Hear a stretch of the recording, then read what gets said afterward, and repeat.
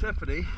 This is the after video. I got your comparison video before where I cleaned the starboard side and the port was dirty.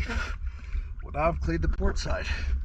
This time I used my old technique. It was a little bit faster. I think it's about the same quality. It wasn't as much fun, but the current has picked up. So let's take a look. Also, you will need a shaft and rudder zincs next service. Let's take a look at those first.